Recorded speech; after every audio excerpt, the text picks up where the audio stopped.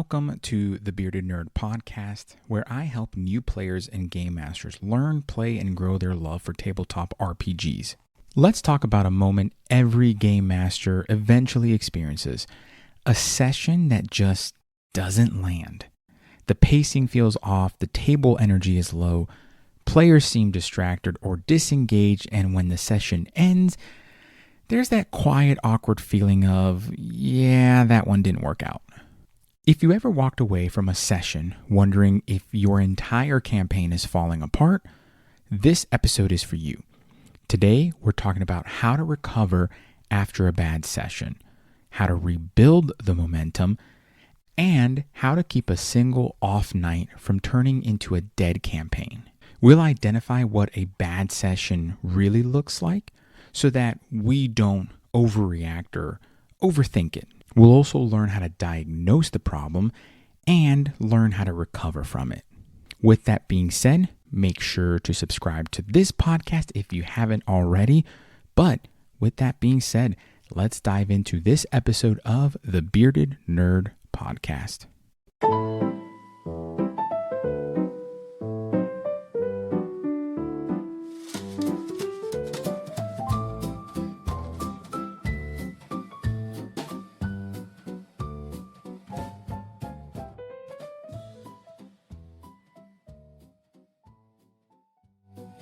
Before we fix anything, we need perspective.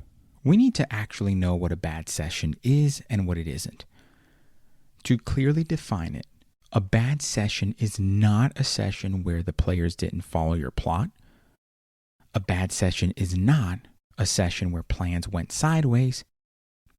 And a bad session is not a session where chaos happens. A bad session is one where either the energy drops, the engagement fades, or, more importantly, the players feel confused, bored, or disconnected. That is what a bad session is. And here's the important part. One bad session does not mean a bad campaign. Let me repeat that. One bad session does not mean a bad campaign. It doesn't equate to a bad campaign. Most campaigns fail not because of a bad session. They fail because the game master or the dungeon master panics after that bad session, and then life and time get in the way. So with that being said, tip number 1, don't overcorrect immediately. The biggest mistake game masters make after a bad session is overreacting. Common panic responses that I've noticed are things like rewriting the entire campaign. Right? Abandoning what you had already written just because you think that it didn't go well because of the content that was related to, right? Abandoning a plot thread or a story arc, right? Because you see that players are disengaged. You see that the players are not connecting. You think, oh, they're not connecting to this story arc, so I'm going to move forward, right? Then what you do is, because you see this, you're going to force an epic moment too quickly to reignite engagement. And you're going to just be apologizing excessively in between, right? Those are panic responses. I've done it when I first started GMing. That is completely normal. However, what I'm telling you that I wish I knew was to pause. Instead of reacting, respond by pausing. Give yourself space to ask, okay, what specifically didn't work? Do I think it was the pacing? Do you think it was the pacing? Is there clarity or lack thereof? Is the energy low? Are the expectations different? Right? Most bad sessions come down to things that can be fixed. It is not a total failure. So when you start asking yourself those questions, you're able to diagnose the problem, not the players, which is tip number 3. Take the time to think and diagnose the problem, not the players. Avoid the trap of blaming the table and instead look at common causes. So for example, Some things that can be or can lead to a bad session is pacing. Is there too much exposition? Are there too many disconnected scenes? Is there too little player agency, right? Those are pacing issues. Do the players actually have time to diagnose what's going on and move forward with it? Do they have the ability to say, okay, I understand what's going on. Let me think about what's happening and let's go forward. From there, things that you can ask the players after you ask yourself is about stakes. Are the stakes unclear? Ask yourself, do your players know what matters, what's urgent, and why they should care about it? That confusion can kill the engagement faster than any difficulty that you throw at them. I'll give you an example with my Friday night game. I run a Star Wars 5e game set within the Clone Wars, and through many decisions and many things that have occurred, they run a mercenary bounty hunting group, a guild, if you will. This guild has been tasked with finding a particular member of a crime family. This crime family member, is related to one of the player characters by blood, in game at least. So they know that it is urgent for them to find this person, because if they don't, that player character is affected, the party is affected, and the headquarters, their organization, is affected. They care because they care about their player, and they care about these NPCs that they've grown to love. And it matters from a story perspective, right? They know. So all three things that I just made sure about clear stakes, those are check marks. We have communicated, right?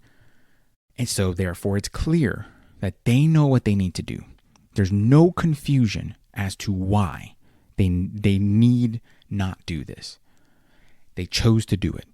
And therefore, because they chose, they need to have that information, right? It is imperative that you communicate that. So if the stakes are unclear, that's when you have a problem.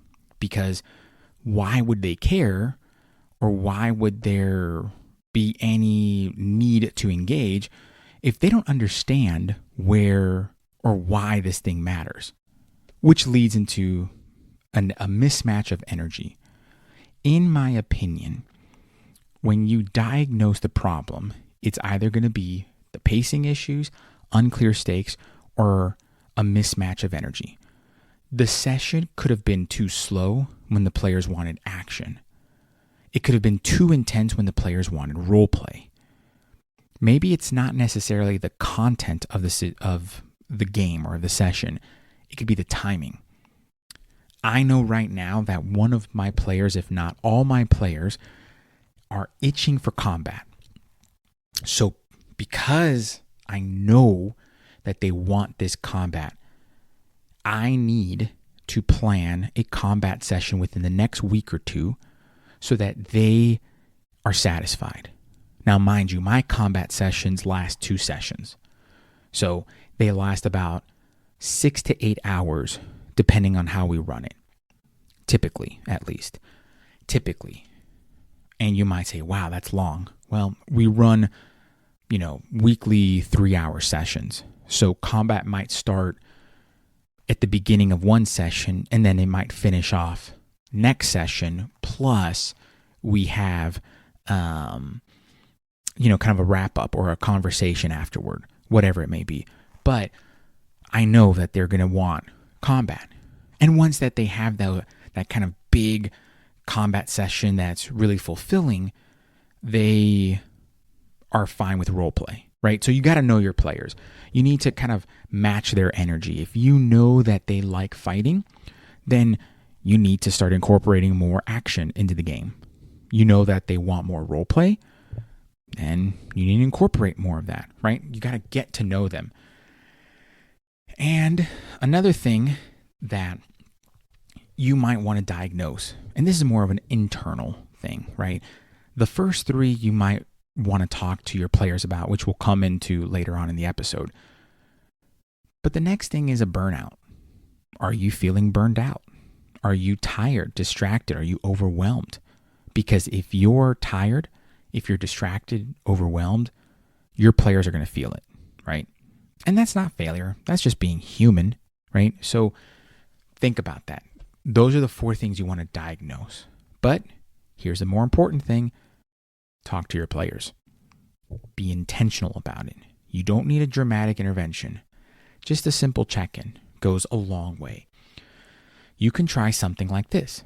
Hey, last session, it felt a little off to me. Anything you'd like more time on? Or anything you'd like more next time we play? You're looking for patterns, right? You're not critiquing, you're just looking for patterns. And at first, it may be where they don't say anything. It may be where they say, no, everything's fine, everything's great. You okay, right? But you might have to pull teeth. You might have to say, well, I noticed that there was a little bit of disconnect. The energy was low, blah, blah, blah, blah, blah. And you might ask them, hey, are you guys confused? Are you guys bored? Are y'all disconnected? Whatever it may be, right? And when you start noticing those patterns, if multiple players start to say, yeah, I was confused, then you know you need to clarify your goals, right? With quests, with personal goals, personal character goals, everything of that nature. Confusion, the goal is now to clarify those goals. If multiple players say that they're bored, tighten up the pacing. You can do that pretty easily. And disconnect, right? If the players say that they feel disconnected, refocus on the characters. Give those characters spotlights. And then that is your roadmap. Now, just because you had a bad session doesn't mean you have to retcon everything. A lot of people retcon things, and I just think that's not a good look. That's not good. It does not create consistency. You don't have to erase everything. So instead of doing that, just refocus. Refocus on what you're doing. Maybe it is a particular quest item that you're searching for or that the party's searching for. Refocus on it. Doesn't matter. From there, think about providing more context around it. Contextualize it, if you will.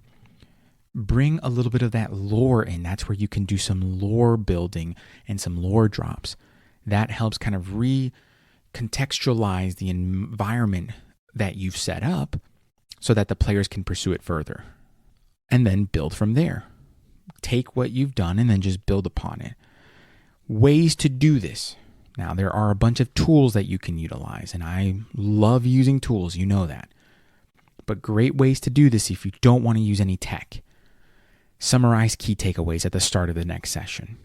Every session start out with, hey, we did this, we did that, and we ended up doing this as a recap. You throw your recap out there and you're good to go. You can even say, hey, players, I want you to provide a recap. What's the number one thing that you saw or learned or did, or that your character learned, saw, or did that really made an impact, that was really impactful to them? Boom. There you go, right? So summarize those things. From there, clarify the stakes that weren't clear before. If you need to pause and say, out of character, does everyone know what the stakes are if we don't do this? That is totally acceptable.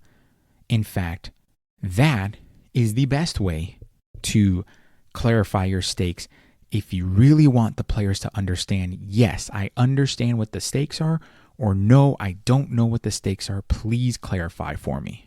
It takes so much stress off, right? Because if one player says, yes, I know the stakes, another player says, yeah, I got it. That third or fourth player that is confused is just going to go along with them, right? So you need to be very firm with it. Put yourself out there and say, yep, I want to know, out of character, is everyone clear on this? Yes? Okay. No? Let me tell it, or let me explain. Boom. And then from there, remember, introduce a consequence or reveal that reframes events. Now you may say, what? What do you mean? What I mean by introducing a consequence or revealing something that reframes the events is taking a different spin on it, right? If something happened where maybe the stakes were very clear, you defined it, they did it, right? They did the thing that you wanted them to do. You introduce or reveal the consequence or the reframing event because they did it, which then makes them think, oh, wow, that is crazy. I didn't think that mattered. This is awesome. Think of it like this. Let's say that you needed to clarify that your party needed to go to the hobgoblin camp to make peace. They did it, right?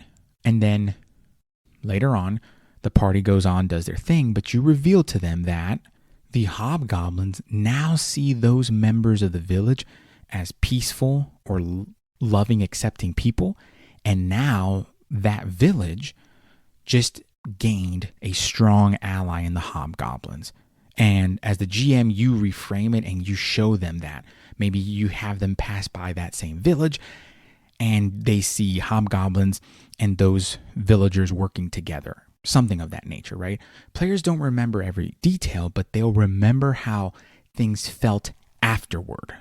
And lastly, don't be afraid of designing a recovery session of sorts. This is intentional.